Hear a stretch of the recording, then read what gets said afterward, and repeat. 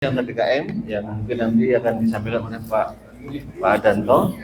Kemudian acara inti tausiah yang akan disampaikan oleh Bapak Ustadz Abu Ibrahim Haikal Saban dengan tema sejarah terbentuknya mazhab fikih. Kemudian tanya jawab dan penutup, dan sekaligus dibacakan doa oleh Ustadz Haikal. Baik Bapak Ibu sekalian, mari kita buka pengajian subuh keliling pagi hari ini dengan bacaan basmalah bersama-sama. Bismillahirrahmanirrahim. Dan selanjutnya acara yang kedua adalah sambutan atau pengumuman dari Forum Komunikasi Antar DKM kepada Bapak Haji Adanto, kami persilakan. Aktivitas punten itu pasal kapayunan. Assalamualaikum warahmatullahi wabarakatuh. Alhamdulillah. Wassalatu wassalamu ala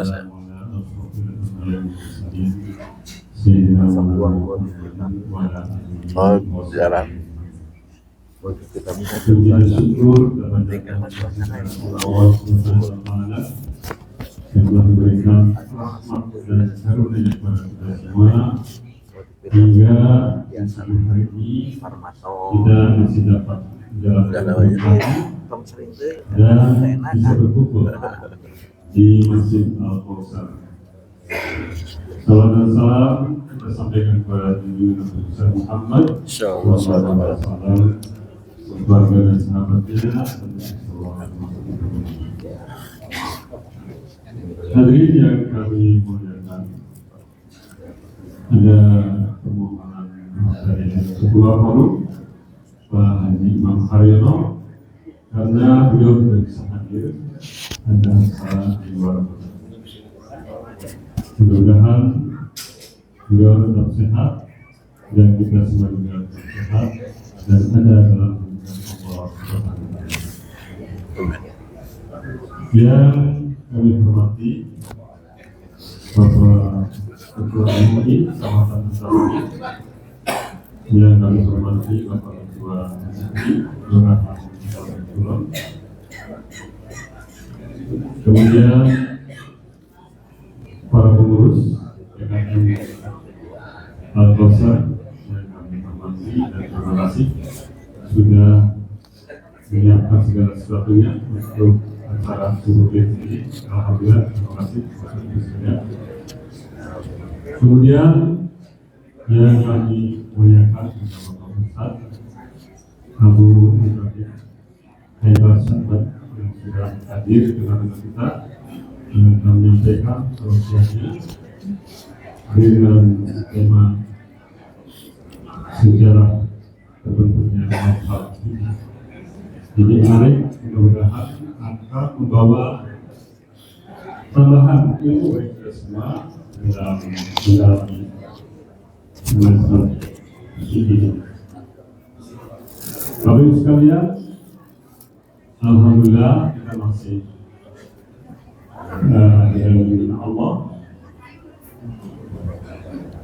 dan subuh ini adalah dalam rangka silaturahmi di antara kita, kemudian menuntut ilmu yang tentunya sudah kita maklumi bersama karena ilmu adalah ilmu goyang sampai kenyamanan.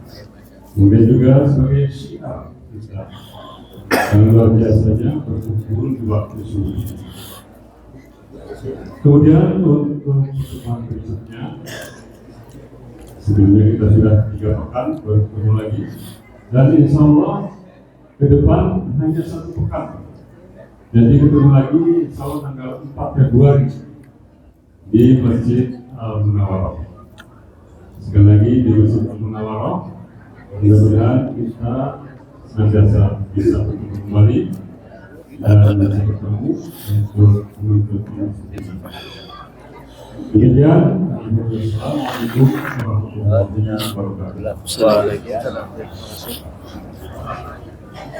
Ya, baik, terima kasih Bapak Haji Adanto.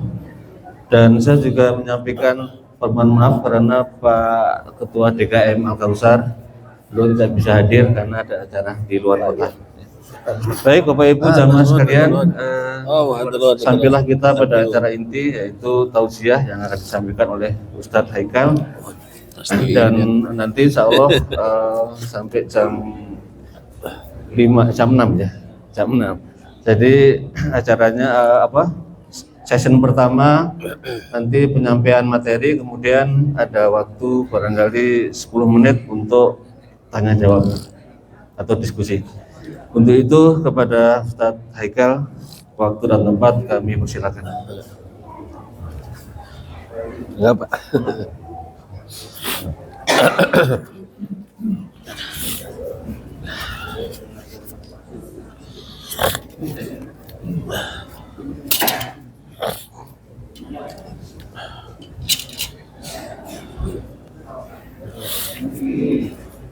Gimana Mas? Ujang teh pantaran Ayo. kemarin yang hari Jumat. Oh. Sarang saya. Sarang saya. Kamu di komunitas di orang PAM, mana di PAM. Oh, PDAM. Saya dari hari Rabu saya memang di sana nanti ya ada itu. Oh.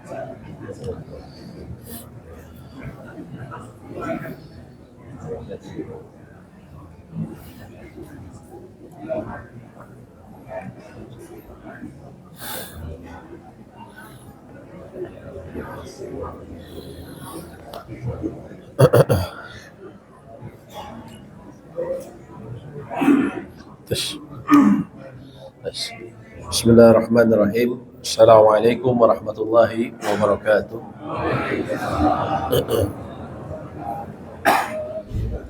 Innal hamdalillah, sesungguhnya puji-pujian hanyalah milik Allah.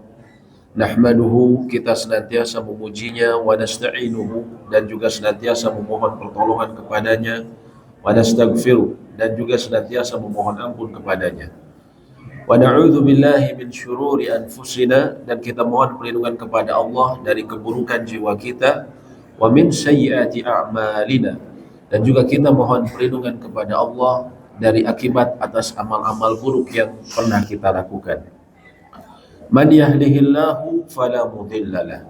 Barang siapa yang telah Allah berikan dengan pemberian paling berharga dalam kehidupan yaitu hidayah, maka tidak ada yang bisa menyesatkannya. Wa may yudlil fala hadiyalah. Dan barang siapa yang Allah biarkan seseorang berada dalam kerugian terbesar dalam kehidupan, yaitu dibiarkan di dalam kesesatan, maka tidak ada yang bisa memberinya petunjuk selain petunjuk Allah Subhanahu wa ta'ala. Asyhadu an la ilaha illallah wahdahu la syarikalah. Saya bersaksi bahwa tiada ilah sesembahan yang berhak untuk diibadahi dengan benar selain Allah, tiada sekutu baginya. Wa anna Muhammadan abduhu wa rasuluh, dan bahwa Muhammad sallallahu alaihi wasallam adalah hamba dan juga utusannya. Allah berfirman dalam salah satu ayatnya, ya ayyuhalladzina amanu taqullaha haqqa tuqatih. Wahai orang-orang yang beriman, bertakwalah kalian kepada Allah dengan sebaik-baiknya takwa.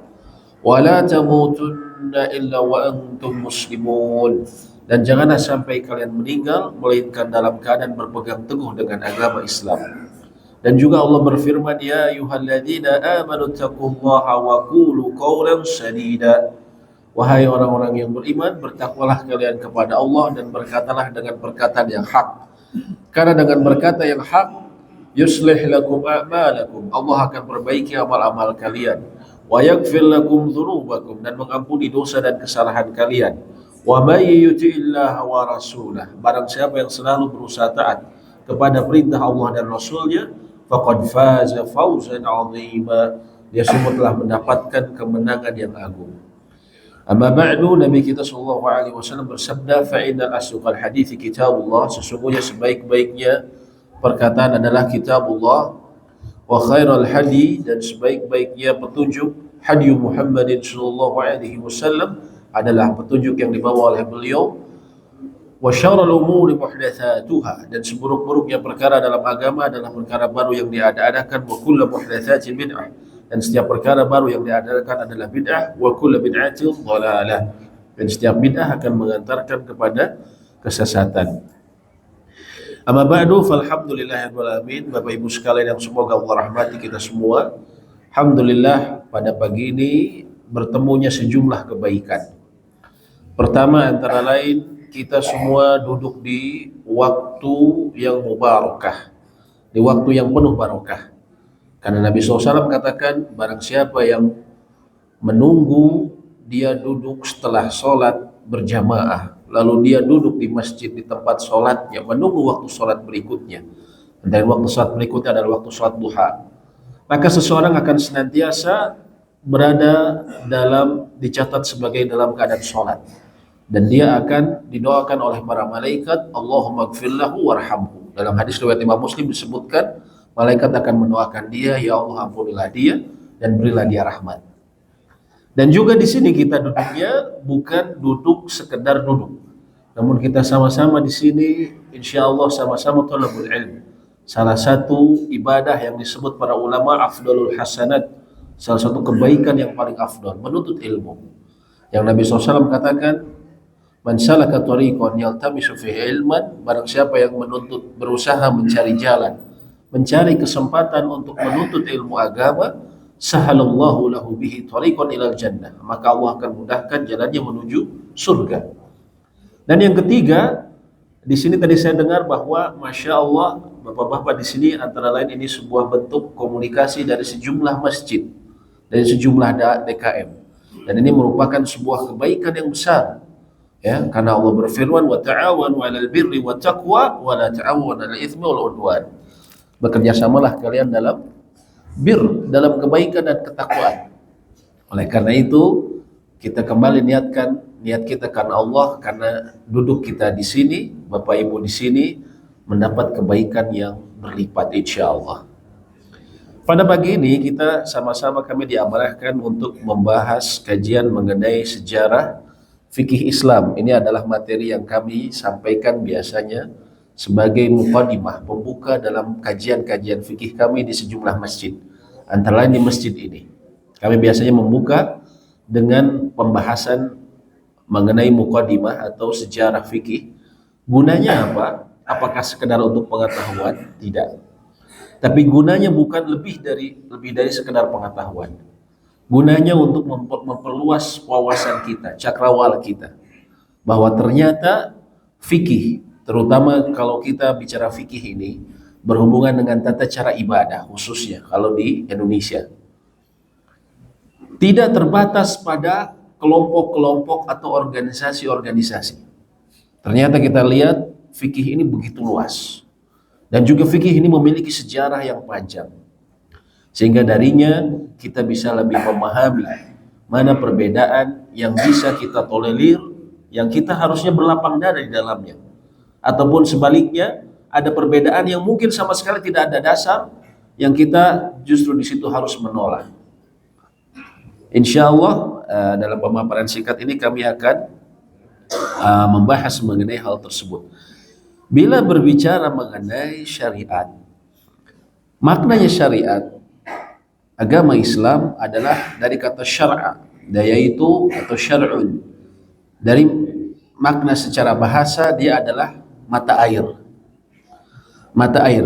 Mata air yang dengannya makhluk banyak mendapatkan manfaat untuk kehidupan mereka. Itu makna syar'un. Dan begitu pula dengan syariat Islam. Allah berfirman, ya ayyuhalladzina amanu istajibu lillahi walir rasul. Wahai orang-orang yang beriman, penuhilah seruan Allah dan Rasulnya, idza da'akum lima yuhyikum, jika dia menyeru kepada sesuatu, lima yuhyikum, yang memberi kehidupan kepadamu. Pada hakikatnya syariat yang Allah syariatkan kepada umatnya melalui Nabi-Nya Shallallahu Alaihi Wasallam pada hakikatnya sama seperti mata air, dia memberikan kehidupan, sehingga akhirnya tata cara atau agama kita disebut juga sebagai syariat. Secara umum, syariat banyak yang membaginya menjadi beberapa bagian. Namun saya di sini mencoba membaginya dengan pembagian yang ringkas yang disebutkan ulama. Secara umum syariat berisi al-aqidah yang berhubungan dengan keyakinan, prinsip-prinsip yang berada dalam dada seseorang, keimanan seseorang. Yang kedua berhubungan dengan ibadah praktikal, dengan ibadah kita sehari-hari, dengan hubungan sesama manusia yang disebut al-fiqh atau fiqih, dan juga berhubungan dengan al-akhlak, berhubungan dengan akhlak. Jadi secara umum syariat ada sejumlah ulama yang membaginya menjadi 3 hal: al-aqidah, al-fiqh, dan juga al-akhlak. Aqidah, fikih, dan akhlak. Kemudian syariat kita yang mulia ini memiliki sejumlah keutamaan. Muncul.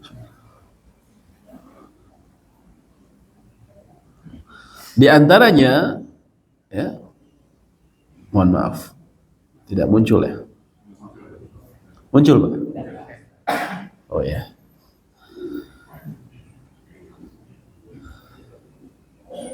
Di antara keistimewaan syariat agama kita bersifat otentik. Karena agama kita datangnya dari wahyu, langsung dari pemilik alam semesta ini. Beda dengan agama lain. Kemudian sesuai fitrah. Tidak bertentangan dengan sifat asli manusia. Kemudian dia juga adalah sempurna dan menyeluruh. Sempurna dan menyeluruh. Dari urusan masuk kamar mandi, mohon maaf.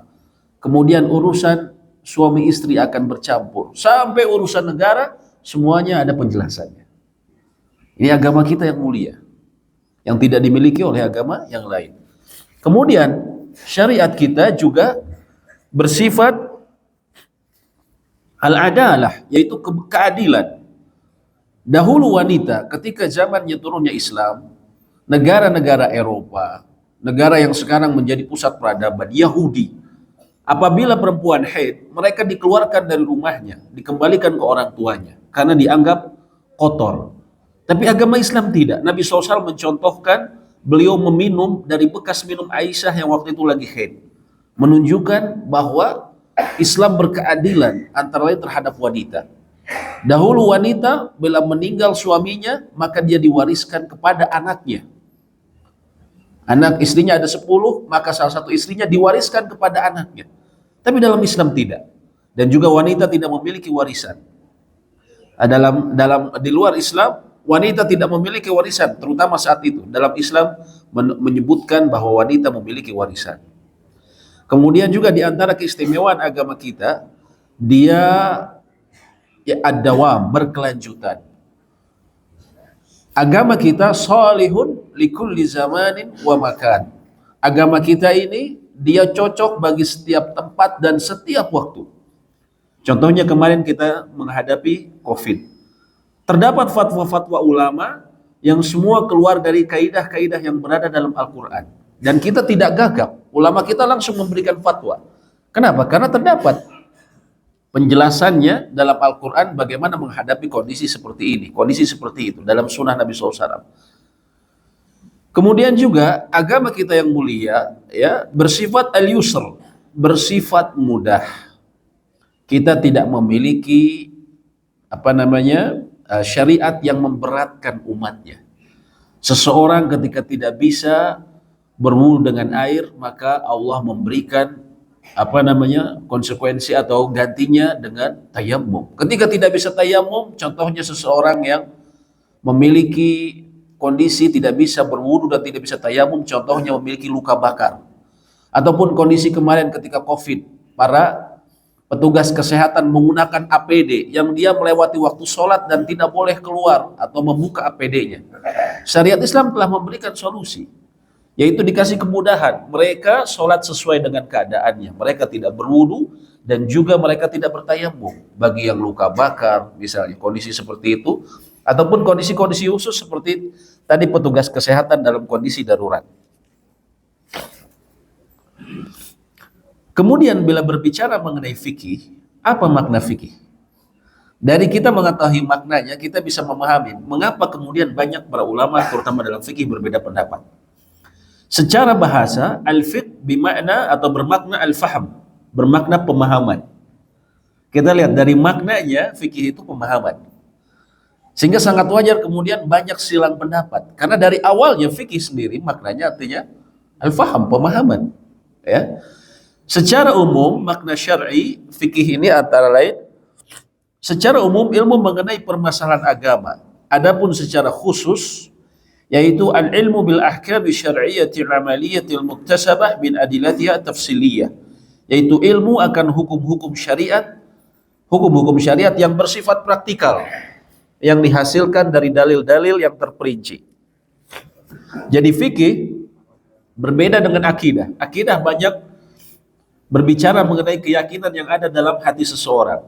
Adapun fikih banyak memahami atau banyak berhubungan dengan ibadah praktikal. Ini penting kita pahami, Pak. Ya. Karena terkadang banyak pergesekan di masyarakat. Ini karena salah memahami hal seperti itu. Kami contohnya di masjid kami pernah ditegur oleh sejumlah pengajian, ibu-ibu pengajian, mohon maaf. Karena perbedaan masalah rakaat sholat tarawih. Yang sebenarnya itu masalah fikih yang sudah disebutkan oleh para ulama sebelumnya. Lalu ibu-ibu ini marah dan mengatakan, ini masalah akidah, katanya gitu. Gimana ini katanya? Saya ketawa saja. Sejak kapan Bu sholat tarawih jadi masalah akidah? Kalau masalah akidah, saya melakukan hal seperti ini yang memang ada contohnya sebenarnya dari para ulama misalnya. Kami berbeda. Kami bisa jadi jatuh kepada kefasikan atau kepada kekufuran kalau masalah akidah. Bahkan bisa murtad kalau misalnya kita melanggar dalam masalah akidah. Dalam masalah fikih, beda hukumnya, beda urusannya. Ya, ini perlu kita pahami. Beda ranah. Gitu. Kemudian, apa saja bahasan fikih ini? Fikih ini antara lain bahasannya secara umum, ya, para ulama banyak membaginya. Namun saya kembali membaginya mencari pembagian yang mudah yang disebutkan oleh para ulama. Yaitu fikih ini setidaknya terbagi menjadi dua hal pokok. Yaitu fiqhul ibadah, fikih yang berhubungan dengan ibadah, wa fiqhul muamalah, dan yang berhubungan dengan muamalah. Yang populer di negeri kita, fikih ini banyak melulu bicara mengenai ibadah. Contohnya sholat, saum, zakat, dan haji. Ini adalah fikih ibadah. Ulama lain, mohon maaf, di cabang yang lain terdapat muamalah yang berbicara mengenai contohnya hukum-hukum keluarga, nikah, warisan, ya. Kemudian juga berbicara mengenai transaksi keuangan, jual beli, sewa menyewa, korporasi. Ini semua ada dalam fikih. Sampai juga hukum-hukum acara perdata, peradilan, sengketa, penerapan hukum. Berhubungan juga dengan jinayat, kriminalisme, ya. Berhubungan juga dengan hukum internasional. Bagaimana hubungan dengan negara kafir saat perang atau damai, ataupun berhubungan dengan syuhaka dan jihad. Biasanya pihak-pihak yang tidak suka dengan Islam memojokkan Islam dengan mengatakan, Islam itu potong tangan, selalu disorot yang satu titik saja, Pak, jinayat, potong tangan, katanya kisos per segala macam, ya. Walaupun semua itu adalah hukum yang sangat adil, namun dipandang oleh manusia, ya, dengan salah menempatkan sehingga dianggap kejam hukum Islam ini. Padahal fikih ini sangat luas. Ketika contohnya anggap berbicara mengenai jinayat dengan memotong tangan. Tidak langsung memotong tangan, ada syarat-syaratnya, ada kondisi yang harus dilihat oleh seorang qadhi, seorang hakim. Bila berbicara mengenai kisos, ada juga syarat-syaratnya, nggak bisa langsung kemudian dikisos. Bahkan dalam kisos, wa fi kisosin hayatun, terdapat kehidupan. Ya ulil albab, Allah katakan bagi orang-orang yang berfikir. Ya, bahkan dalam syariat kisos terdapat kehidupan hikmah yang besar. Orang yang tahu bahwa kalau saya membunuh, saya akan juga dibunuh, dia akan berpikir 1000 kali, sehingga itu mencegah terjadinya pembunuhan. Nah, ini syariat Islam yang begitu luar biasa. Berbicara mengenai fikih, apa keutamaannya? Tentunya semua ilmu itu ada keutamaannya, ya. Berbicara mengenai fikih, yang pertama minimal terdapat 2 keutamaan penting. Yang pertama adalah keutamaan ilmu syar'i, dan yang kedua adalah agar beribadah sesuai sunnah Nabi Shallallahu Alaihi Wasallam. Berbicara mengenai ilmu syar'i, maka fikih adalah bagian dari ilmu syar'i, ilmu syariah. Bahkan kalau Bapak Ibu lihat di maktabah atau perpustakaan buku-buku Islam, hasanah ilmu keislaman itu, buku-buku paling banyak dibahas mengenai masalah fikih. Banyak yang pertanyaan di masyarakat umumnya bermasalah, memiliki pertanyaan berhubungan dengan fikih, ya. Sehingga orang yang memahaminya, berusaha mempelajarinya, dia mempelajari bagian besar dari agama. Dan Allah telah sebutkan bagi orang yang memahami, berusaha memahami agama. Bismillah. Allah sebutkan, man yuridillahu bihi khaira yufaqihu fid din. Barang siapa yang Allah kehendaki kebaikan bagi seseorang, yufaqihu fid din, Allah akan faqihkan dia, Allah akan fahamkan dia dalam agama. Ini adalah keutamaan menuntut ilmu agama. Kemudian ilmu fikih juga memiliki keutamaan yang lain, antara lain kita agar beribadah memenuhi syarat diterimanya ibadah. Diterimanya ibadah, semua ibadah kita diterima dengan memenuhi 2 syarat. Yang pertama adalah al-ikhlas, berusaha memurnikan ibadah kita hanya kepada Allah saja. Yang kedua adalah al-mutaba'ah, yaitu mengikuti tuntunan sunnah Nabi Shallallahu Alaihi Wasallam. Karena itulah fungsi beliau diutus. Beliau adalah Rasul, utusan Allah. Liyuta'a bi'iznillah, agar kita diikuti, agar Rasul ini diikuti dengan izin Allah. Jadi kita mempelajari fikih agar ibadah kita sesuai standar, ya. Sesuai standar, ini sesuai dengan petunjuk Nabi SAW, gitu kan? Dan ini sesuai dengan sejumlah ayat. Allah berfirman, "Qul in kuntum tuhibbunallaha fattabi'uni." Katakanlah Muhammad, jika kamu mencintai Allah, jika kalian mencintai Allah, ikutilah aku. Niscaya Allah akan mencintaimu dan mengampuni dosa-dosamu. Kemudian, bagaimana hukum mempelajari fikih? Yang pertama ada hukumnya fardu ain, wajib bagi setiap muslim. Contohnya apa? Mengenai ibadah keseharian, tata cara wudhu, tata cara sholat, itu fardu ain hukumnya. Nggak bisa ibu-ibu ditanya sama anaknya, mah, atau sama cucunya misalnya, Nek, ruku yang benar itu kayak gimana sih? Terus dijawab sama ibu, tanya ke ustadz, atau kalau nanya ruku yang benar mah jangan ke ibu. Nggak bisa, Bu. Ibu harus praktekkan. Kalau ditanya gimana caranya, harus dipraktekkan sama kita. Bapak ditanya, bagaimana cara sujud yang benar, Pak? Sama anak bapak. Bapak harus bisa meraktekin begini, nak. Kenapa harus bisa? Karena ruku dan sujud adalah bagian dari rukun sholat. Dan sholat adalah ibadah pertama yang kelak akan dihisab oleh Allah. Dan kita dituntut untuk melaksanakannya. Kalau kita tidak tahu yang benar, berarti nggak diterima, Pak. Tidak memenuhi syarat.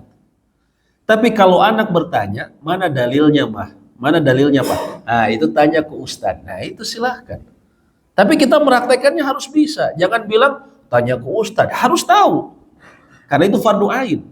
Harus diketahui. Sama seperti saya sering mencontohkan, sama seperti orang setelah memegang kunci mobil, dia pasang, nyalakan starter mobil. Ketika dia menjalankan mobil, dia harus punya ilmu mengendarai kendaraan. Gak bisa dia ketika di jalan Purwakarta, dia ngambil jalur kanan menuju ke sana tapi pakai jalur kanan. Terus di stop sama polisi, terus dia bilang, "Pak, kenapa di jalur kanan?" "Emang kenapa? Kan kita jalur kiri." Ya? Atau betul, Pak ya? "Oh, saya nggak tahu kalau di Indonesia lajur kiri." Diterima nggak, Pak? Lampu merah, ketika merah Bapak bablas, terus dibilang di stop sama polisi. Kenapa Bapak merah? Saya nggak tahu kalau Indonesia itu kalau merah berhenti. Diterima nggak Pak? Nggak diterima pendapat seperti itu. Kenapa? Karena itu sesuatu ilmu yang harus kita kuasai ketika kita sudah mengenai ilmu. Begitu pula seorang muslim ketika dewasa, mau nggak mau ada ilmu yang harus dia ketahui. Antara lain mengenai fikih ibadah.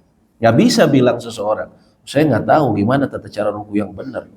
Ruku ini, Nabi SAW katakan, inna rajula, sesungguhnya seseorang, la yusalli sittina sana. Dia sholat selama 60 tahun. Sholat 60 tahun Pak. Berarti usianya dari balik mungkin sekarang jadi 70-an. Tapi apa yang Nabi SAW katakan? Wala tuqballahu sholah. Tapi satu sholat pun tidak diterima. Na'udzubillah. Kenapa? La'allahu yatimu ruku' wala yatimu sujud. Bisa jadi dia menyempurnakan rukunya, tapi sujudnya nggak sempurna. Au yatimu sujud wala yatimu ruku'. Atau dia menyempurnakan sujud, tapi rukunya nggak sempurna. Nggak tahu ruku yang benar, nggak tahu sujud yang benar. Gara-gara itu, sholat 60 tahun, bayangin Pak. Tapi na'udzubillah, karena lalai akan ilmu ini, ilmu fikih mengenai sholat ini, sehingga dia kemudian terancam tidak diterima. Na'udzubillah. Ini pentingnya kita mempelajari ilmu, terutama yang berhubungan dengan fardu ain. Ada juga yang ada yang hukumnya fardu kifayah, ya, yang tidak semua orang tahu, ya. Tapi sekelompok masyarakat harus tahu, satu RW harus ada yang tahu. Kalau enggak berdosa semuanya. Contohnya apa? Pengurusan jenazah harus tahu, ada yang tahu. Jangan sampai satu RW, nggak ada nih, nggak ada yang tahu sama sekali. Dosa semuanya Pak. Komunitas Muslim di situ berdosa semuanya. Ya. Dalam satu masyarakat Muslim, satu kawasan, sama sekali nggak ada yang tahu faraid mengenai warisan.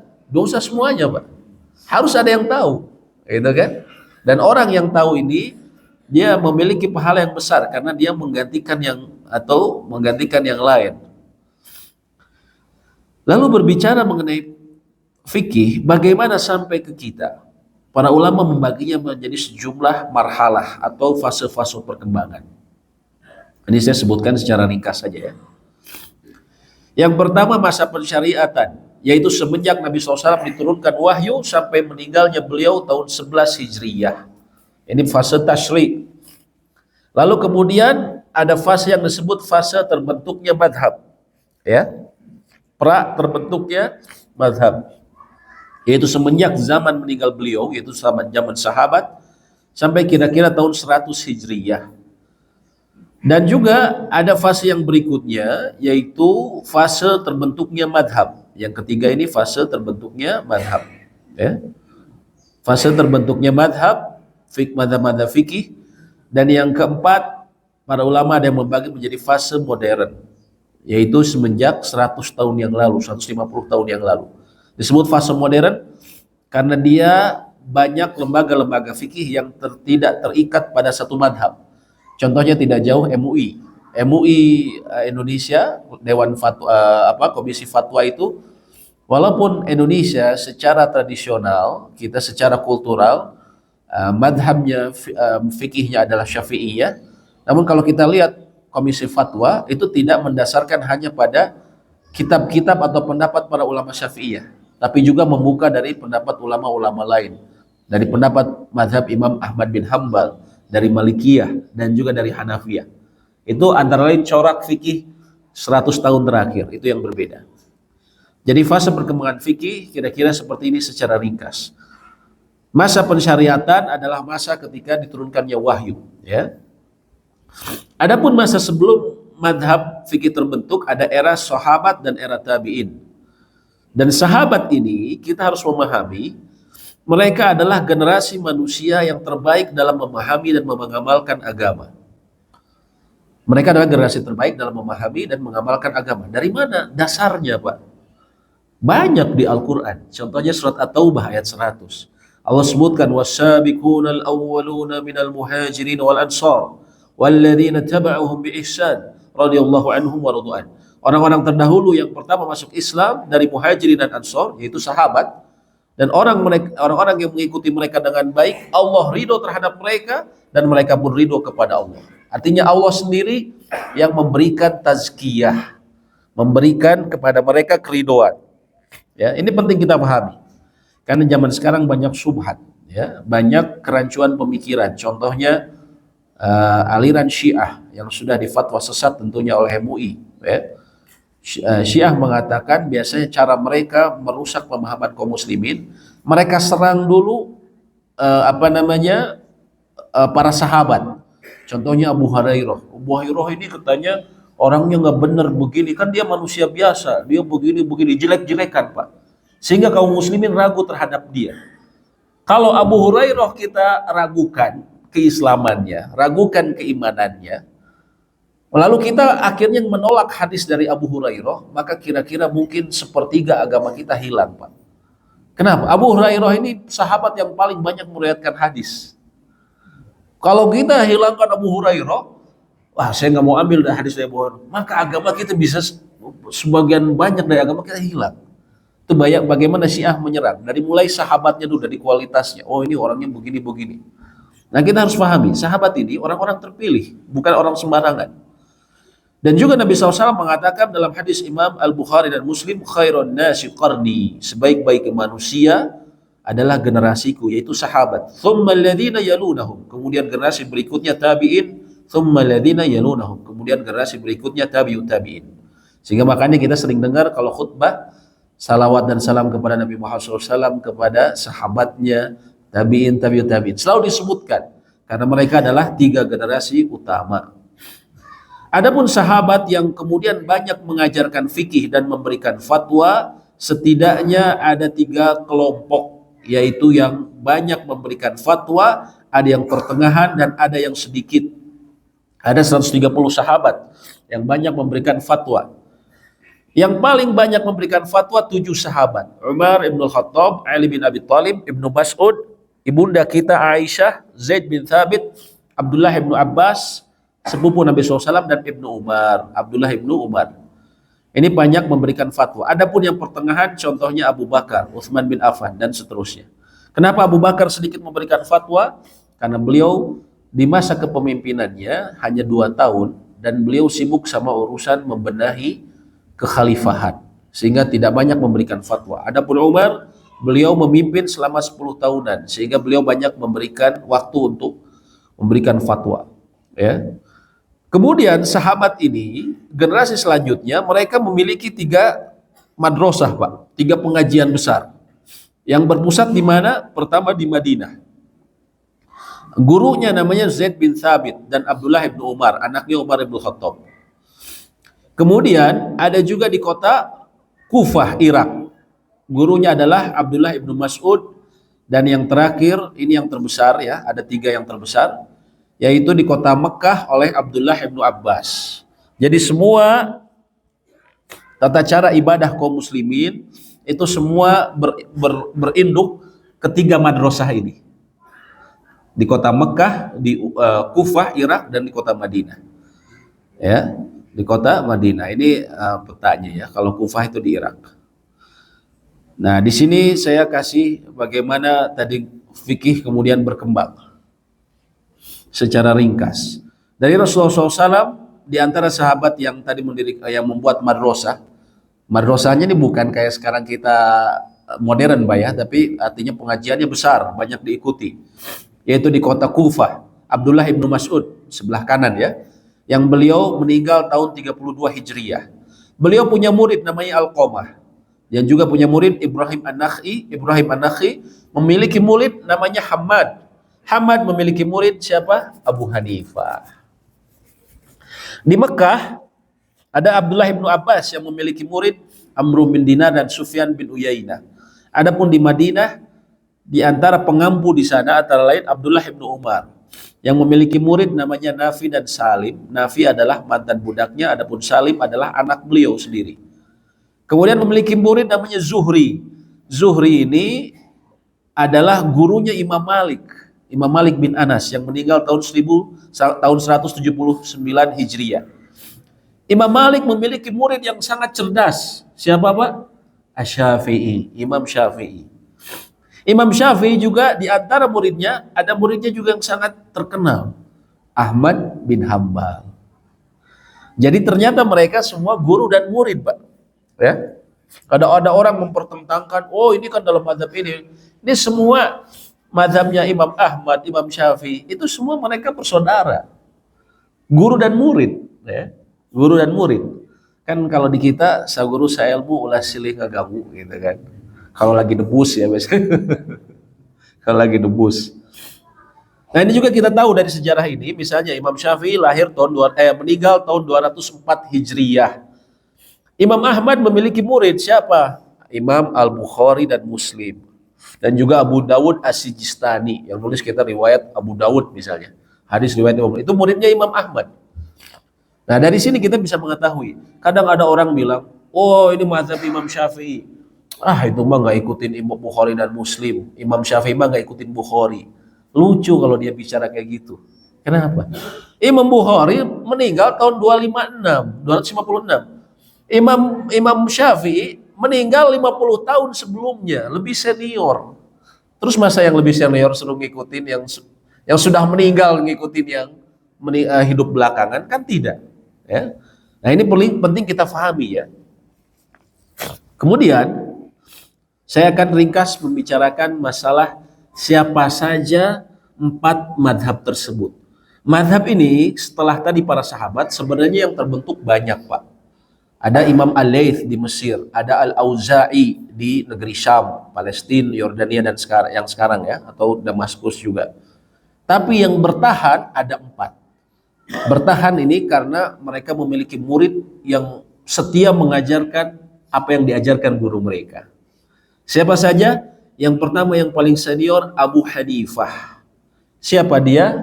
Namanya An-Nu'man ibnu Thabit. Dia disebutkan dia sebenarnya keturunan Persia, walaupun ada versi lain mengatakan dia juga ada keturunan Arab. Dia ada disebutkan dari Kabul, Pak, Afghanistan. Bapak yang sering dengar berita-berita tentang mujahid Afghanistan kan dulu sering disebut Kabul, ya. Ternyata Imam Abu Hanifah leluhurnya katanya disebutkan dari sana, ya. Lahir tahun 80 Hijriah atau sekitar 699 Masehi dan wafat persis di waktu lahirnya Imam Syafi'i. Wafatnya beliau persis saat lahirnya tahun Imam Syafi'i, yaitu tahun 150 Hijriyah. Ya. Kemudian mengenai ibadah dan ketakwaannya, Abu Hanifah ini dijuluki Al-Watad, si kokoh. Kenapa kokoh? Karena sholatnya banyak. Kokoh berdiri maksudnya, Pak. Kata Imam Sufyan bin Uyainah, tidak ada orang yang datang ke Mekah di zaman kami yang lebih banyak sholatnya dibandingkan Abu Hanifah. Saking kuat dia berdiri, dia sholat kuat lama, Pak. Ya. Imam Abu Hanifah sampai dijuluki Al-Watad. Bahkan diriwayatkan oleh muridnya, 2 muridnya, Imam Abu Hanifah itu kerap kali membaca Al-Quran seluruhnya dalam 1 rakaat sholat. Subhanallah. Ini sama seperti Utsman ibnu Affan, Pak. Utsman ibnu Affan waktu meninggalnya, kan dia dikepung Utsman ibnu Affan itu. Kata istrinya, kalian akan membunuh Utsman malam ini atau tidak? Dia tetap akan menyelesaikan witirnya dengan 1 Al-Quran. 1 Al-Quran ini, kata ulama-ulama, saya dengar salah satu ulama Maghrib, ulama ulama Maroko zaman sekarang, Said Al-Kamali, beliau katakan, bagi kita mungkin heran, bagaimana bisa 1 Al-Quran? Padahal ulama-ulama terdahulu yang sudah hafal itu biasa, mereka bisa sekitar 5 atau 6 jam tuh bisa selesai Al-Quran, Pak. Yang berdirinya sepanjang itu 5 jam. Makanya tadi disebut si Al-Watad, si kokoh. Dia bisa berdiri 5 jam selesai baca Al-Quran. Subhanallah. Makanya dia namanya dikenang terus, ya. 1 Al-Quran, subhanallah. Kalau kita baru 1 ayat udah nggak gebek. Baru ayat udah nggak gebek, ya. Ilmu dan kecerdasannya, kata Imam Malik. Pernahkah engkau melihat Abu Hanifah? Ditanya Imam Malik. Kata Imam Malik, ya. Aku melihat seseorang yang bila mengatakan kepadamu bahwa tiang kayu ini terbuat dari emas, maka akan dianggap benar karena kekuatannya dalam berhujjah. Di Masjid Nabawi itu dulu tiangnya dari kayu, Pak. Kata Imam Malik, ini kalau tiang kayu ini jelas dari kayu. Tapi kalau Abu Hanifah bilang ini dari emas, orang percaya. Kenapa? Karena kuatnya dia berhujah. Ini walaupun kayu tapi begini orang percaya semua. Saking pinternya dia. Ya. Dan kata Imam Waqi, gurunya Imam Syafi'i, tidaklah aku melihat orang yang lebih fakih dan lebih baik sholatnya dibanding Abu Hanifah. Kata Imam Syafi'i, ya, beliau memuji Abu Hanifah. Para ulama dalam ilmu fikih semua berkeluarga dengan Abu Hanifah. Kalau seseorang belajar fikih, pasti dia memiliki hubungan keluarga dengan Abu Hanifah. Artinya apa? Abu Hanifah pasti ada sahamnya dalam dia memahami fikih. Pasti dia berhutang sama Abu Hanifah. Dan mazhab Imam Abu Hanifah ini bukan terbentuk, contohnya mohon maaf, organisasi Indonesia paling lama berapa tahun Pak? 100 tahun lebih. Misalnya mohon maaf ya, Al-Irsyad, Persatuan Islam atau Nahdlatul Ulama. Ada yang lebih 100 tahun Pak? Belum sampai Pak ya. Tapi kalau mazhab fikih ini sudah terbentuknya Pak ribuan tahun ya. Disebutkan. Terbentuknya mulai dari Abu Hanifah. Kemudian ada muridnya Abu Yusuf. Abu Yusuf ini sangat terkenal karena dia pernah menjadi hakim agung pada zaman Abbasiyah, sehingga semua hukum pada zaman Abbasiyah ya nomor satunya hakimnya adalah muridnya Abu Hanifah, Abu Yusuf. Makanya juga banyak kenapa negeri-negeri kaum muslimin banyak yang bermadzhab Hanafiyah karena sahamnya Abu Yusuf ini. Perluasan dan penyebaran dan kemudian fase kemapanan. Tapi kira-kira sekitar 1000 terbentuk selama 1200 tahun ya. Adapun keilmuannya terbentuk selama ya berapa ratus tahun ya, sekitar 500 tahun. Di mana saja sih mazhabnya Abu Hanifah ini? Nah, Bapak lihat di sini yang warna hijau muda. Ya. Hijau muda di mana saja nih Pak? Turki. Kemudian mana? Pakistan, India. Kemudian sebagian Cina. Itu mazhab secara fikih Abu Hanifah. Makanya Bapak kalau sholat jahar, sholat maghrib isya di Turki, ketika imam mengatakan ghairil maghdubi alaihim waladhdallin, Bapak di sini bilang apa Pak? Bapak bilang amin di sana. Amin. Bapak dilihatin sama orang-orang. Kenapa? Karena di sana mereka aminnya nggak dijaharkan Pak, disirkan. Mereka amin, tapi menurut mereka yang afdol disirkan. Ketika Bapak bilang amin, Bapak jadi jagoan sendirian, dilihatin sama orang-orang ya. Nah, Cina mah beda di mana Cina gitu kan. Ternyata orang Turkinya keturunan Sunda, jadi pakai bahasa Sunda, Pak. Nah, beda Cina mah. Gitu kan. Nah, itu ya, beda. Makanya kita kadang menemukan hal-hal yang berbeda. Nah, kenapa di Turki kalau ada yang misalnya berbeda ya dalam ibadah mahdhah ya, dalam ibadah yang murni. Kenapa ada yang beda? Karena memang mereka secara madhabnya Abu Hanifah ya dalam beberapa hal. Walaupun tidak semua karena perbedaan madhab. Itu mengenai Abu Hanifah. Bagaimana mengenai Imam Malik? Imam Malik ini lahir lebih junior dari beliau. Lahir tahun 94 Hijriyah. Ya, namanya Malik bin Anas bin Malik bin Abi Amir. Apakah dia anaknya Anas, keturunannya Anas bin Malik? Bukan. Sahabat Anas bin Malik? Bukan. Tapi dia adalah cicit dari sahabat, namanya Abi Amir. Cicit dari sahabat. Silsilah keilmuan Malik bin Anas. Kadang orang, mohon maaf ya, kita kadang sombong dengan guru kita atau dengan organisasi kita. Oh, saya punya guru gini. Terus kalau disambungin ke Nabi SAW, apakah nyambung? Belum tentu juga. Jauh. Ini Imam Malik dekat. Imam Malik punya guru namanya tadi Az-Zuhri. Az-Zuhri ini adalah orang pertama yang disuruh mengumpulkan hadis-hadis secara resmi sama Umar bin Abdul Aziz. Az-Zuhri punya guru namanya siapa? Salim, anaknya Abdullah bin Umar, dan juga Nafi'. Nafi' adalah mantan budaknya Ibnu Umar. Mereka semua berguru pada Abdullah bin Umar, anaknya Umar bin Khattab. Abdullah bin Umar belajar dari siapa Pak? Dari Nabi SAW langsung. Jadi gurunya ke Nabi itu dekat sekali silsilahnya ya. Ibadah dan ketakwaan. Kata Imam Mahdi, Ibnu Mahdi ya, tidaklah aku melihat seseorang lebih berwibawa dan sempurna akalnya dan ketakwaan yang luar biasa selain Imam Malik. Dan kata Ibnu Wahbin, andaikan aku memenuhi catatanku dengan ucapan Malik la adri, maka sungguh aku bisa melakukan. Maksudnya apa? Imam Malik ini sering bilang, kalau ada perkara fikih yang beliau tidak ketahui, walaupun dia seorang ulama yang besar, dia tidak ragu mengatakan la adri, saya tidak tahu. Kalau zaman kita sekarang udah masuk TV, terkenal, ditanya masalah agama, walaupun dia tidak menguasai, dia langsung berfatwa, Pak. Berani berfatwa. Padahal fatwa ini besar, berat urusannya. Ya. Kita dulu pernah heboh, misalnya ada satu masjid yang dikatakan, oh ini mirip simbol Dajjal, nggak boleh sholat di sana. Itu kan fatwa, nggak bisa sembarangan ngomong kayak gitu. Kapasitasnya apa sehingga dia dai ini bisa mengatakan seperti itu? Imam Malik itu, beliau kata Imam Syafi'i nujum, najm, bintangnya ulama. Tapi beliau kalau nggak tahu, beliau katakan la adri, saya tidak tahu. Atau nanti saya cari tahu. Sekarang saya nggak tahu, saya nanti cari tahu. Gitu. Kecerdasannya kata Imam Syafi'i, kalau disebutkan ulama, Imam Malik adalah bintangnya. Kata Imam Malik, tidaklah aku mulai berfatwa kecuali setelah ada 70 orang bersaksi bahwa aku ahli untuk itu. Jadi sebelum berfatwa beliau nanya dulu ke ulama-ulama 70 orang. Saya udah siap nggak? Bisa berfatwa nggak? Mereka mengatakan, iya kau siap berfatwa. Dan beliau adalah ulama pertama yang menyusun kitab hadis. Kitab hadis disusun dalam satu kitab.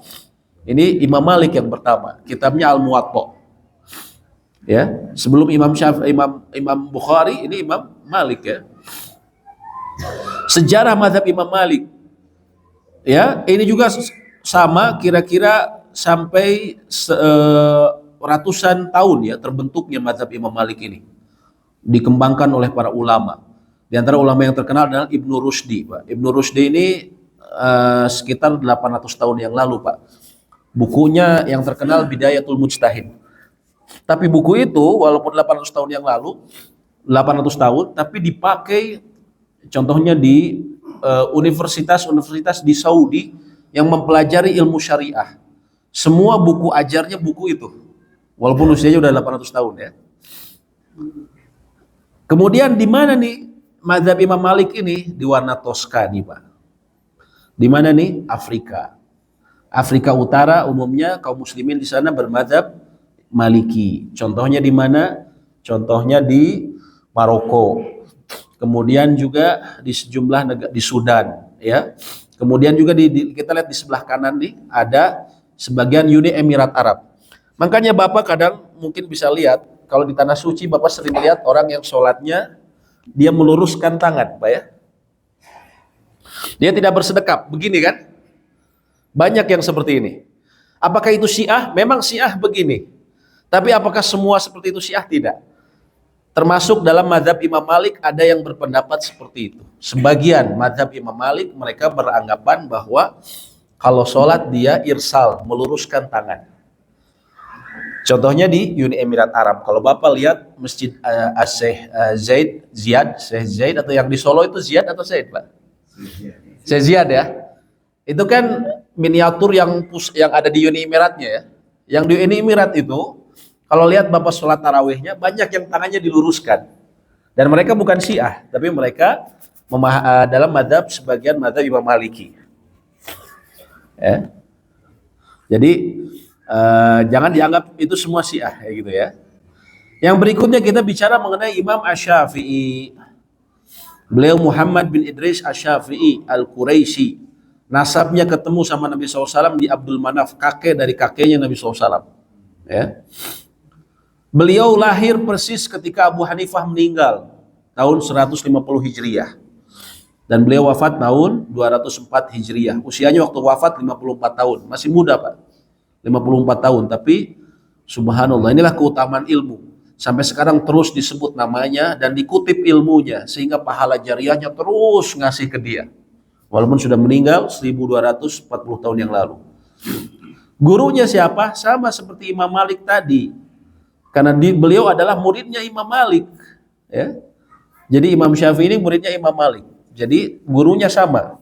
Sama satu lagi. Asy-Syafi'i juga pernah belajar ke muridnya Abu Hanifah. Namanya Muhammad bin Hasan Asy-Syaibani. Asy-Syaibani ya. Jadi beliau menggabungkan dua madrasah, dua corak ustadz ya, dua corak guru. Yang pertama dari Malikiyah dari Imam Malik, satunya lagi dari Abu Hanifah. Itu ada corak yang berbeda mereka. Ibadah dan ketakwaannya. Kata Rabi' bin Sulaiman muridnya, Imam Syafi'i menghatamkan Al-Quran dalam Ramadan sebanyak 60 kali. Kita 60 kali bolak-balik baca pesan WhatsApp ya, bolak-balik kayak. Ya. 60 kali lihat ini apa? YouTube debat capres. Ya. Benar kan? Imam Syafi'i membagi malamnya menjadi 3, sepertiga untuk menulis, sepertiga untuk sholat, sepertiga untuk tidur. Kalau kita 3/3 tidur. Kalau kita ya. Keilmuan dan kecerdasannya, Imam Syafi'i itu hafal Al-Quran 7 tahun. Hafal Al-Muwatta, kitab hadis yang disusun oleh gurunya Imam Malik, usia 10 tahun. Waktu usia 15 tahun udah dikasih izin sama gurunya untuk berfatwa. Bayangin Pak. Karena cerdas, usia 15 tahun udah dikasih izin untuk berfatwa. Imam Syafi'i ini orang Quraisy, suku Arab yang bahasanya paling fasih Pak. Tapi beliau dikatakan saya belajar bahasa Arab 20 tahun. Kenapa? Agar memudahkanku dalam memahami fikih. Jadi kalau Bapak yang baru belajar bahasa Arab setahun gagal Pak, santai aja Pak, masih ada 19 tahun lagi. Imam Syafi'i aja 20 tahun. Imam Syafi'i kalau lewat pasar kenapa Pak? Nutup kuping. Kenapa? Khawatir hafal ucapan orang. Jadi kalau lewat pasar tutup kuping. Karena kalau orang ngomong, dia bisa hafal langsung Pak. Takut masuk ucapan orang yang jelek-jelek di pasar, dia tutup kupingnya. Dan dia menyusun kitab usul fikih pertama, Ar-Risalah. Ya, kitab usul fikih pertama, Ar-Risalah itu disusun oleh beliau. Kata Imam Ahmad bin Hambal, Asy-Syafi'i kasyamsi lidunya. Imam Syafi'i itu seperti matahari bagi dunia, wal afiyah lil badan, dan seperti kesehatan bagi tubuh. Apakah menurutmu ada yang bisa menggantikan keduanya? Kata Imam Ahmad. Ini menunjukkan Imam Syafi'i ini orang yang luar biasa. Ya. Dan dibentuknya mazhab Imam Syafi'i dimulai dari beliau menyusun sendiri kitab Al-Um dan Ar-Risalah. Kitab fikih beliau yang menulis kitab fikihnya sendiri. Kalau tadi imam-imam yang lain disusun sama murid-muridnya. Kalau ini beliau sendiri. Muridnya yang terkenal Al-Buaiti Al-Muzani. Ya. Kemudian ada fase pengembangan dan penyebaran juga selama ratusan tahun. Di antara ulama yang terkenal dalam pengembangan dan penyebarannya adalah Imam Al-Ghazali, Imam Al-Marwardi. Imam Al-Ghazali menyusun kitab usul fikih Al-Mustashfa, ya, menjadi rujukan usul fikih di mazhab yang lain juga. Ada fase kemapanan tahun 600 Hijriah. Di antara ulama yang terkenal antara lain Imam An-Nawawi, Imam Ar-Rafi'i. Ini adalah yang terkenal. Ya, kita kan sangat terkenal Pak ya Imam Nawawi. Beliau dari mazhab Imam Asy-Syafi'i. Kemudian juga Ibnu Hajar Al-Haythami dan Ar-Romli. Ini juga sama salah satu ulama Imam Asy-Syafi'i. Makanya orang Indonesia banyak yang namanya Romli Pak ya. Ternyata nama ulama ya. Saya pikir dulu nama artis Romli ya. Ternyata nama ulama Romli ini. Di mana saja mazhab Imam Syafi'i tersebar? Nah, ini kita lihat Pak. Oh ya baik. Di sini diskusi. Atau saya selesaikan satu lagi Imam Ahmad Pak ya.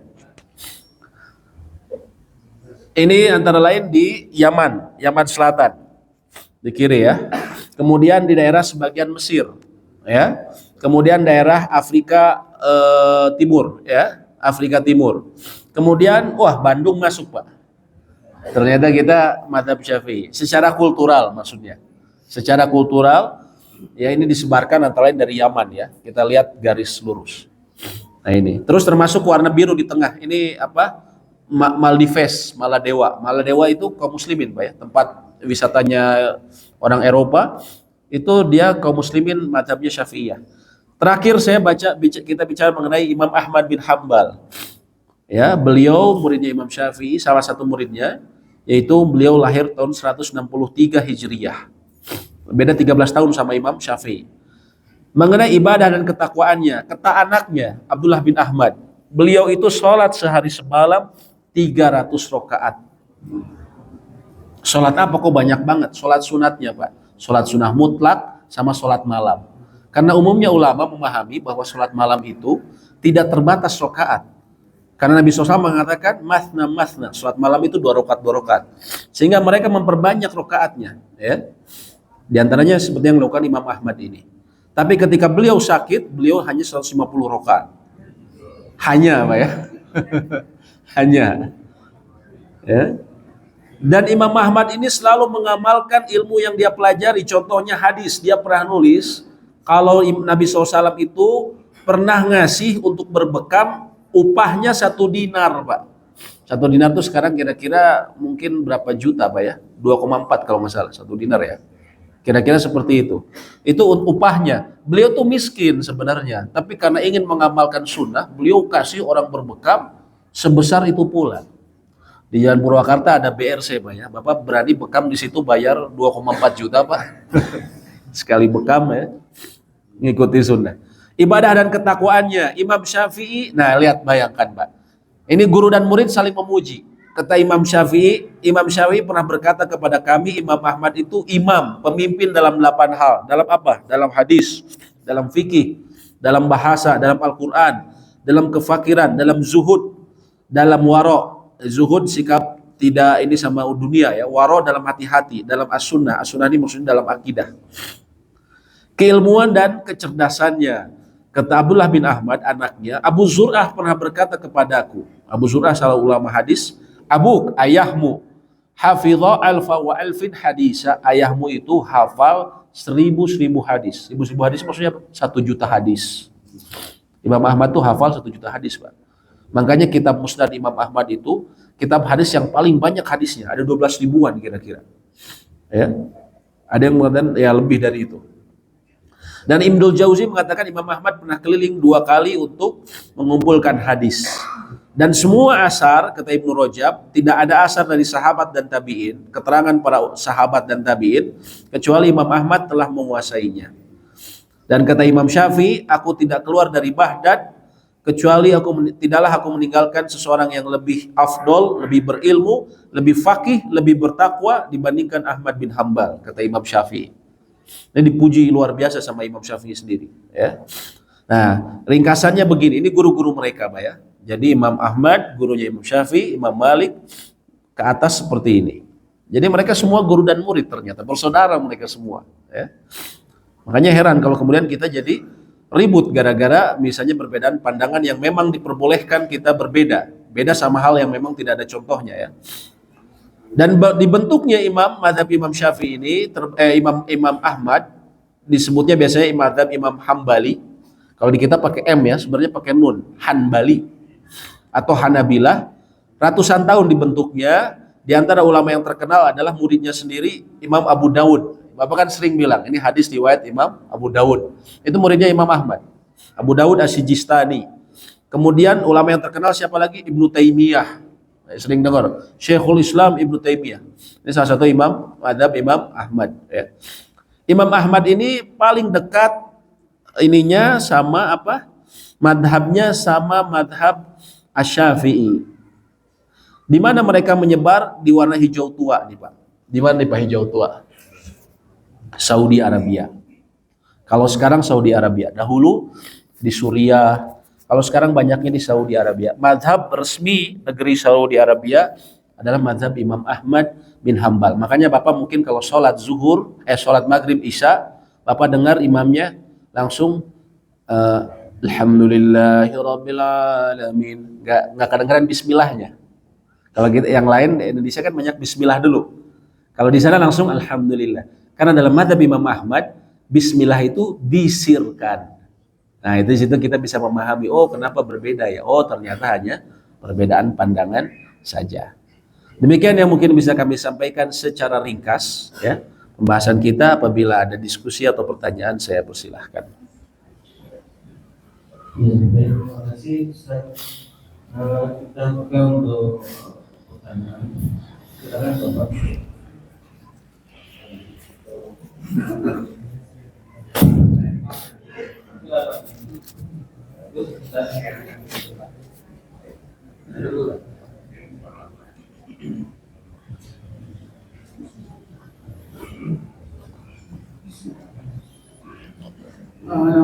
Ahmad dari Al-Fatih.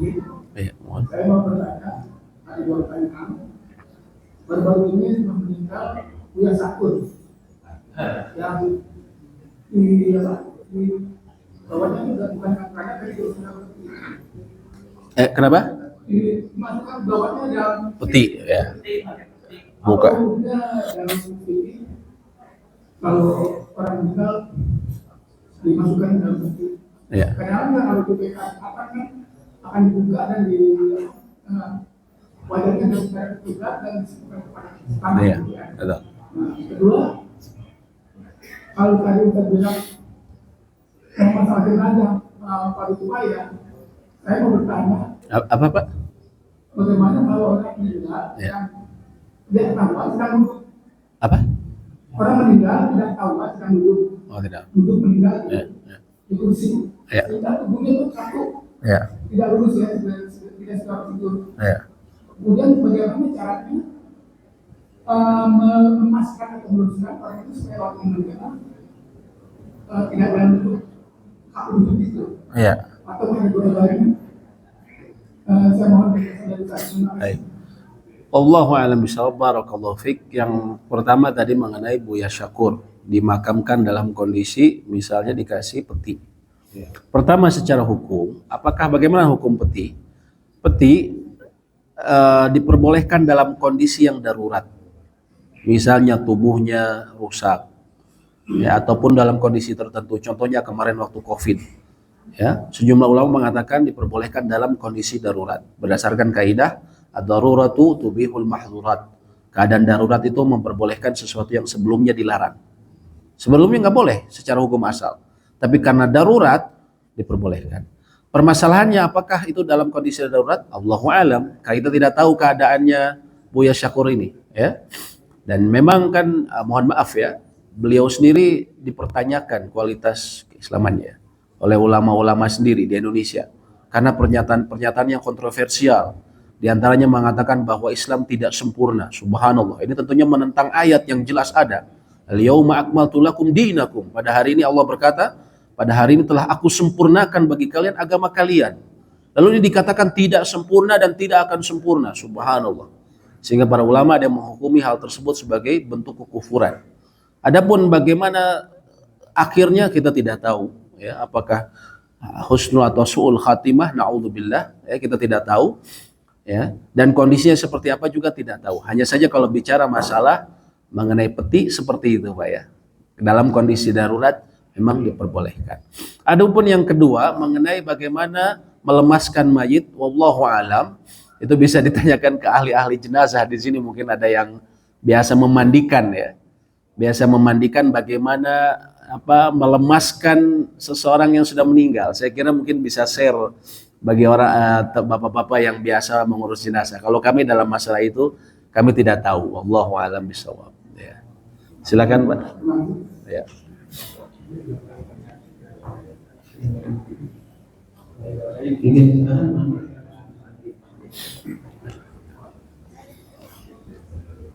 Ya.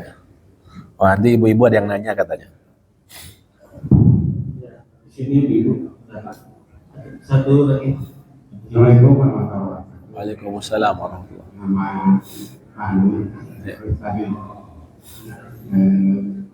pada pertanyaan Ustaz apa ya Ya. itu tentang mazhab. Ya. Ada yang mengatakan kalau mau bersatu umat Islam itu jangan bermazhab. Ya. Karena kan di kuburan itu tidak ada ditanya mazhab, hanya katanya itu bermazhab itu akan membaca belah umat. Terima kasih. Assalamualaikum warahmatullahi wabarakatuh. Apakah benar pernyataan bahwa umat Islam ini tidak perlu bermazhab karena kita nggak akan ditanya di kuburan?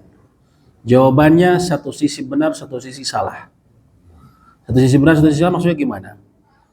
Kalau mazhab dijadikan sarana untuk kemudian kita ta'assub, kita menjadi fanatik terhadap mazhab, kemudian menolak yang lain, itu yang tercela. Ulama sepakat hal tersebut tercela.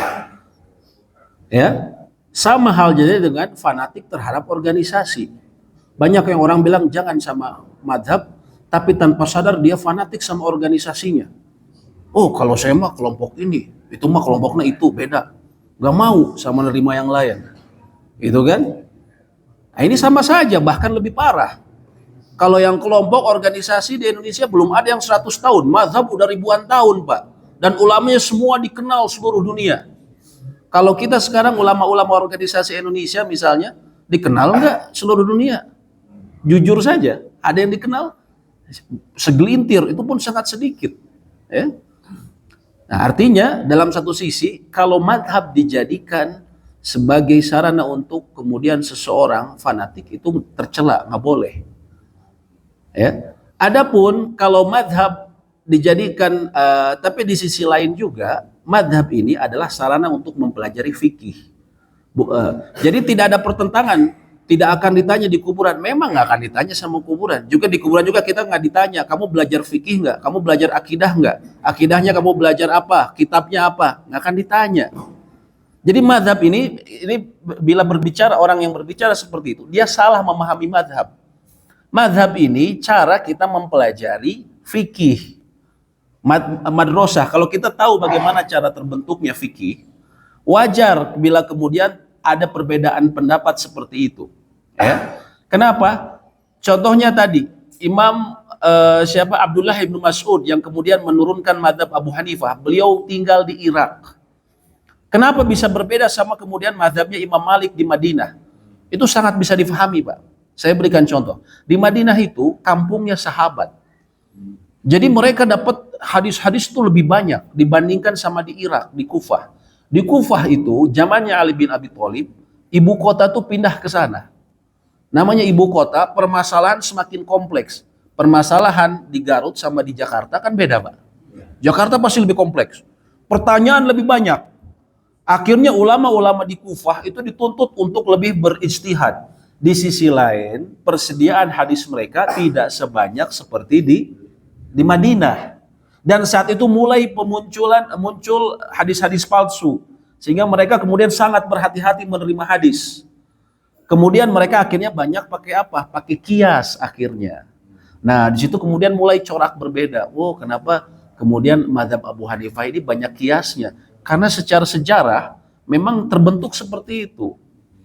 Satu madrasah kita, misalnya mohon maaf ya, bahkan dalam satu organisasi, pesantren ini, pesantren itu pasti ada bedanya, Pak.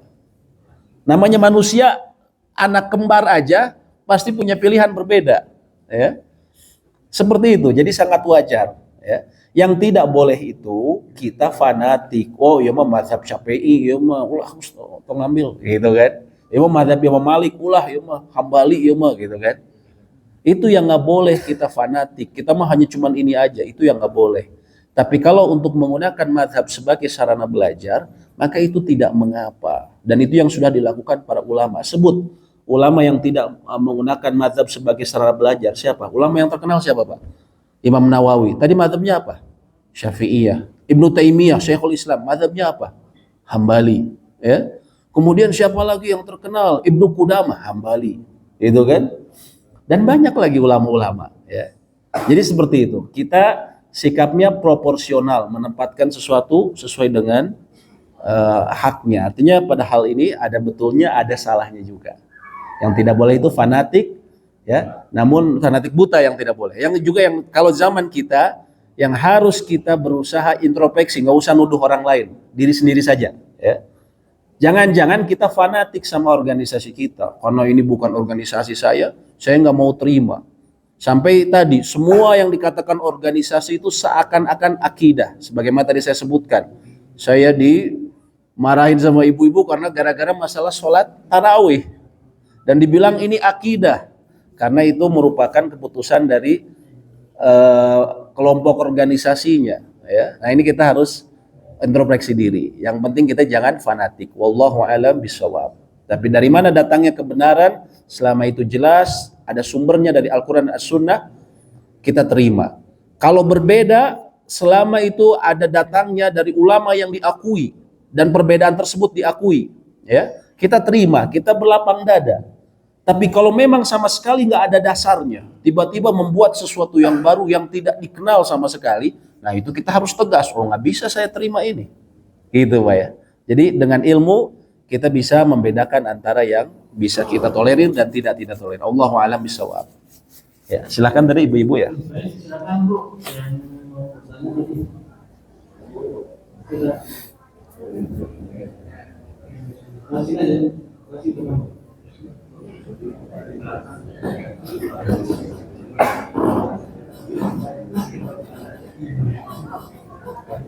Ini Bu, mic-nya sebelah sini. Bentar.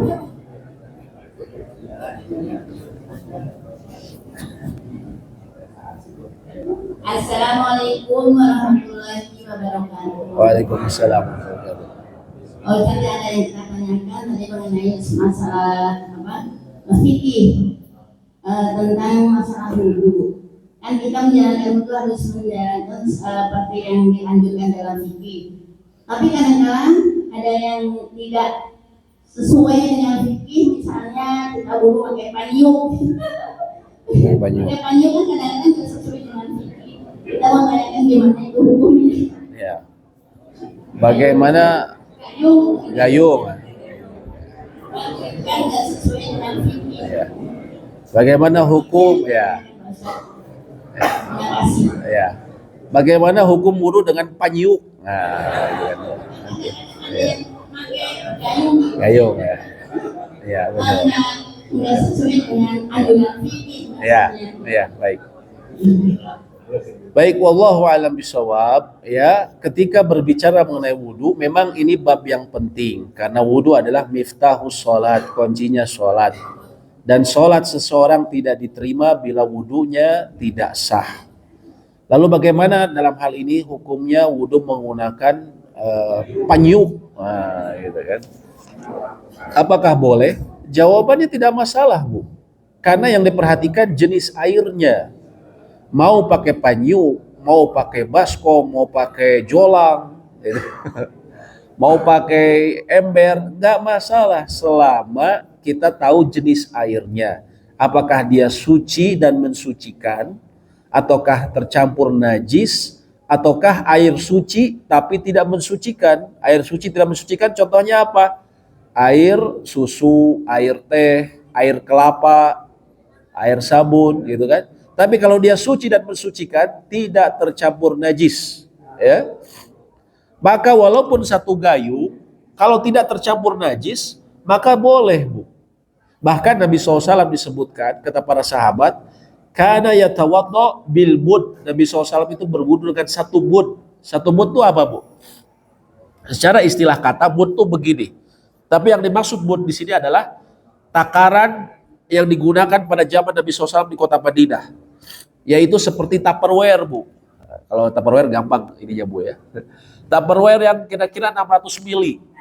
Nabi SAW tuh berwudu kayak gitu, Bu. Ngambil dari tempat wadah kayak gitu kira-kira, ya. Jadi boleh kita dari gayung selama airnya suci dan mensucikan. Jadi itu, Bu ya. Inti permasalahannya yang penting air suci dan mensucikan. Wallahu a'lam bishawab, ya. Ada satu lagi Bu barangkali terakhir.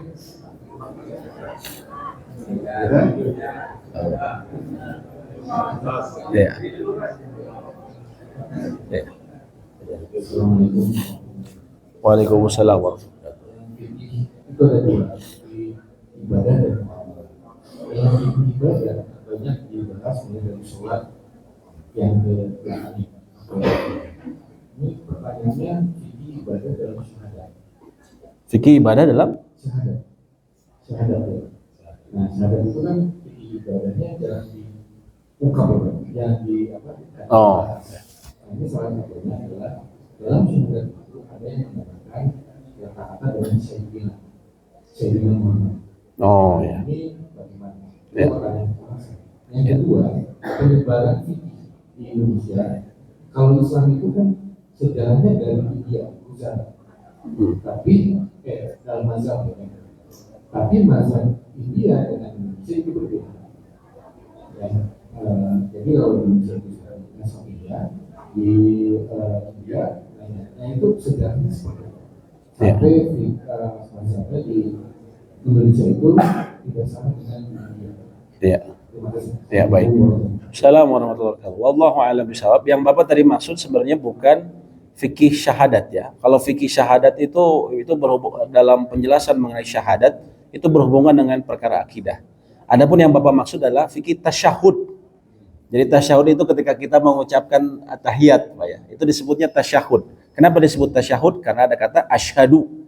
Jadi disebut tasyahud, asyhadu alla ilaha illallah. Bagaimana dengan hukum menggunakan sayyidina di sana? Ya. Wallahu a'lam bishawab, ya. Memang sejumlah ulama Syafi'iyah mengatakan, ya terutama yang belakangan, ya, ulama Syafi'iyah belakangan menggunakan sayyidina, ya, dengan alasan bahwa itu untuk sebagai bentuk adab katanya, ya. Tapi kalau kita lihat ke hadisnya, dalam sejumlah riwayat hadis, tasyahud tidak ada lafaz sayyidina, ya, tidak ada lafaz sayyidina. Jadi wallahu alam, tentunya kita menghormati ulama yang mengatakan alasannya kalau memang ada dasarnya kita hormati, tapi dalam hal ini wallahu alam yang lebih kuat bagi kami kita tidak perlu menggunakan karena dalam hadisnya tidak disebutkan seperti itu. Wallahu alam bishawab, ya. Adapun yang kedua tadi mengenai madhab, bagaimana kemudian berbeda sama India. Pertama, penyebaran Islam dari India ini sebenarnya masih jadi debatable ya, sesuatu yang diperdebatkan. Karena sebagian ada, contohnya ada penemuan semacam lisan yang ternyata jauh lebih tua dibandingkan usia yang dikabarkan bahwa tahun abad sekian masuknya Islam. Ternyata ada sejumlah nisan yang lebih tua dibandingkan yang kabar bahwa Islam masuk dari Gujarat.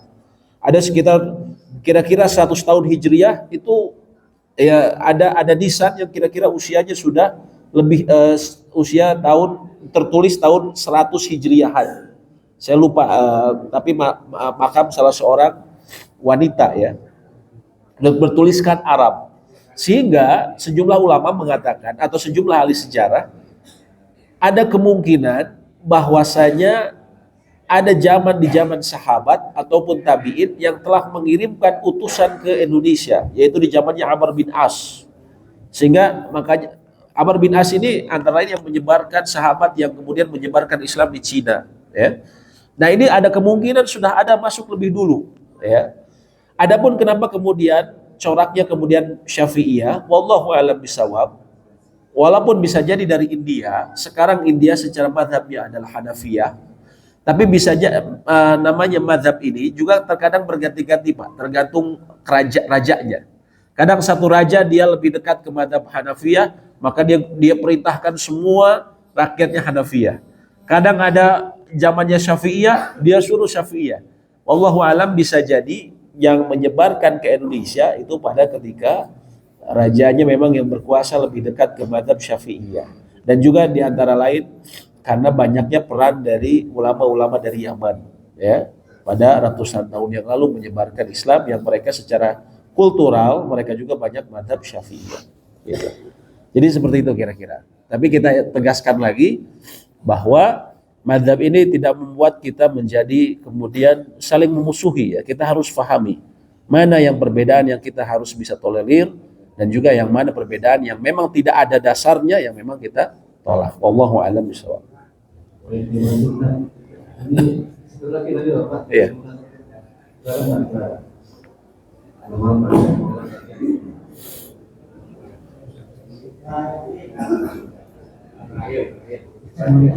Waalaikumsalam. Oh, nah.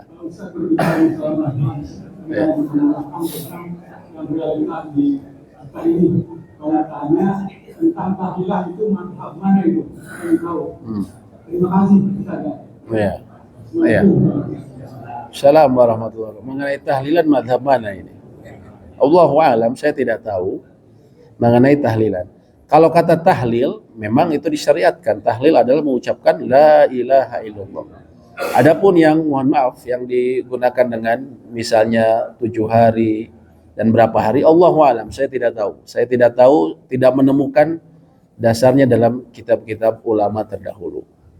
Ya, termasuk nggak tahu kalau memang misalnya sebagian mungkin ada yang membawa dalam mazhab Syafi'iyah, saya tidak tahu, mungkin ada di kitab-kitab Syafi'iyah yang belakangan, tapi kalau yang terdahulu tidak ada. Saya pernah tanyakan ke dosen saya dulu orang Mesir, ya, Dr. Jamal Ibrahim dari Al Azhar. Beliau pakar dalam fikih Imam Syafi'i. Saya pernah tanyakan. Menurut beliau, saya tidak menemukan di kitab-kitab terdahulu dari mazhab Syafi'iyah. Nggak tahu kalau misalnya belakangan, apakah dari tercampur dengan Sufiyah, saya tidak tahu. Wallahu a'lam bishawab. Gitu Pak. Ya. Ya. Syiah mengaku mazhab kami. Saya tidak tahu kalau itu. Saya tidak tahu. Kalau tidak tahu. Beliau Sohibul Bait. Ya.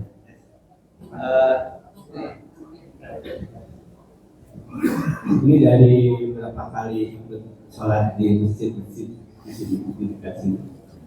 Ternyata ketika duduk di antara dua sujud, posisi kaki itu berbeda.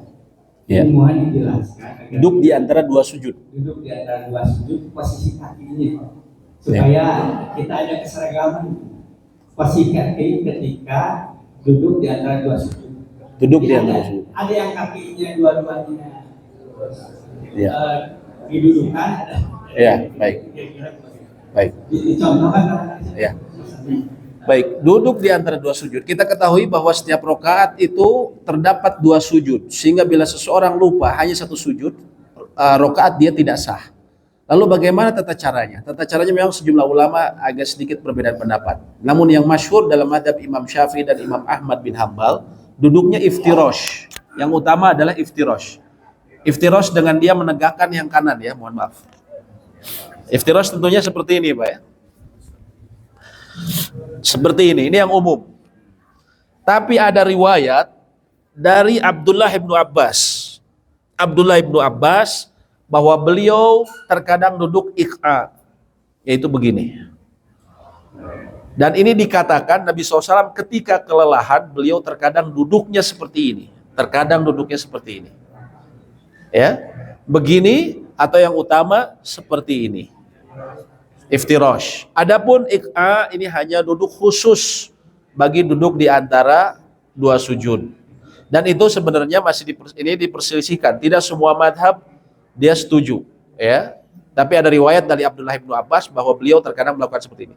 Yang salah artinya seperti gini. Ini yang makruh seperti ini. Karena seperti duduknya anjing katanya, ya. Atau yang paling umum antara lain seperti ini. Ini kurang tepat. Tapi kalau memiliki masalah di kakinya tidak masalah. Kalau sakit. Ya kalau sakit, ya. Kalau tidak sakit yang utama adalah duduk iftirash seperti ini. Mungkin yang bapak-bapak terkadang menemukan berbeda di sholat yang tasyahud awal, yang sholat yang memiliki tasyahud yang memiliki tahiyatnya sekali. Contohnya apa? Subuh atau sholat sunat. Bapak mungkin melihat ada orang-orang yang duduknya seperti ini. Ya, ini juga memang tidak lepas dari perbedaan pendapat ulama. Dalam mazhab Imam Syafi'i, semua tasyahud akhir, mau itu 2 rakaat atau 4 rakaat, duduknya tawarruk seperti ini. Duduknya tawarruk. Tapi dalam mazhab Imam Ahmad bin Hambal, kalau duduknya 4 rakaat seperti ini, sholatnya 4 rakaat, tawarruk. Tapi kalau 2 rakaat, mereka mengatakan seperti ini. Karena memang semuanya berasal dari penafsiran terhadap hadis. Tidak ada hadis khusus yang Nabi SAW bilang duduknya harus seperti ini, enggak. Semuanya dari penafsiran hadis. Sehingga wajar mereka berbeda pendapat. Yang penting, yang rukun itu adalah duduknya. Jadi tasyahud akhir itu yang rukun adalah duduknya. Perkara dia mau duduk iftirash atau tawarruk itu sunnah posisinya.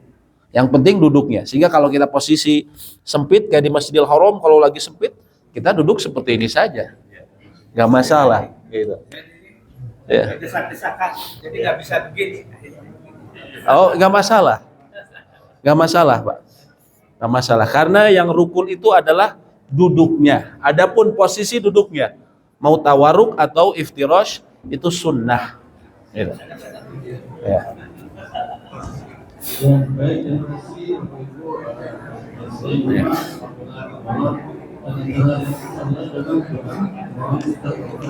Baik, ya, baik kita sudahi majelis kita dan kita berdoa semoga Allah kemudian Semoga Allah memberikan kita istiqomah dan juga hidayah, semangat untuk terus belajar agama, mengisi waktu-waktu kita dengan afdolul hasanat, dengan kebaikan yang paling utama, yaitu menuntut ilmu agama.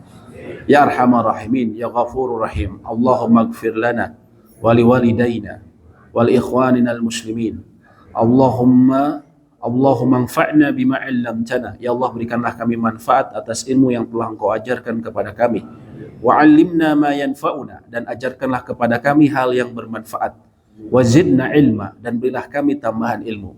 Allahumma inna nas'alukal huda. Ya Allah, sesungguhnya kami selalu memohon kepadamu hidayah, wa tuqa, dan ketakwaan, wal afafa, dan kesucian jiwa, wal ghina, dan kekayaan jiwa yang sebenarnya.